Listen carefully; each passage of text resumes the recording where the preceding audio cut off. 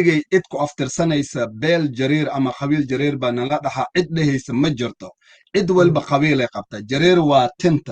waa tintan qaabkay u ag tahay ayaa tilmaan lagaaga dhiga oo sida soomaalida isticmaashay jareer ama magaciisa istakfurla sida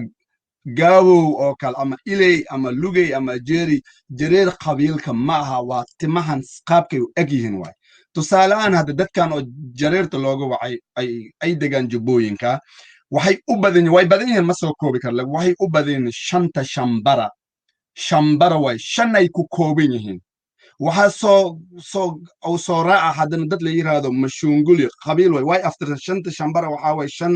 qabiil way shambara majindo aftirsay leedahay manyasa aftirsay leedahay mayawo aftirsay leedahay ayaga dhantaasay u kala baxaan reer mashunguli markaa tagteed ayaga moziguwa ayagana way kala baxaan tusaalaan shabeelooyinka usoo deg ilaa hiiraan usoo deg makana waa maqasho maleyna reer shabeelle waa maqasho reer shiidle way kala baxaan ayagana dadkaas sida qabaa'il noocaas laakiin jareertan oo la leeyahay oo reer jareera ada jareera tahay ani aan kula hadlo jareer weligay muku aftirsana hooyaday aabay markay aan soo qaangaaray weligood ima dheen adi qabiilkaaga jareer baa la yiraahdaa ima idin jareer physicalkayga way tamaha physicalkooda waxaan xasuustaa kuguna waafaqsanaa jecelahay dad fara badan oo soomaaliya kusoo barbaaray ay ama ilaa hadda jooga oo fahmayaan qabiil jareer la dhaho sidaas oo kale anagu maana maqan laakiin markii dadka la tilmaamayo baa la oran jiray magacaasay leeyihiin ama saasa loo tilmaamay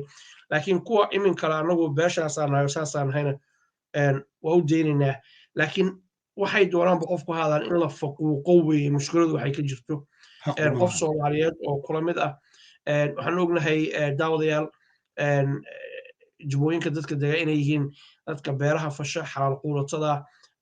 mujtamacana kaalin dahaba kaga jira hadday ahaan lahayd dhismada hadday ahaan lahayd muhandisnimada hadday ahaan lahayd waxbarashada dhinac walbaba dadku waxay aad u xasuustaan allaha u raxmade dr enow oo si fiican loo wada yaqaano ahaa muwaadin soomaaliyeed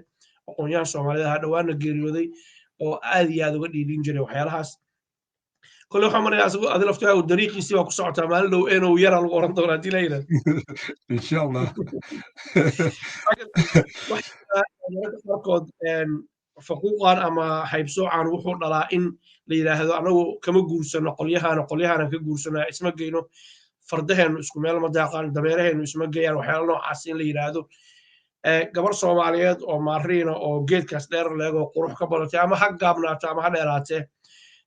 wiil kasoo jeeda jubbooyinka markuu soo doono loo jiido dabeedna la siiyo ama ay raacdo wadaad yaroo nigerian oo laga yaaba marka qaarkood uusan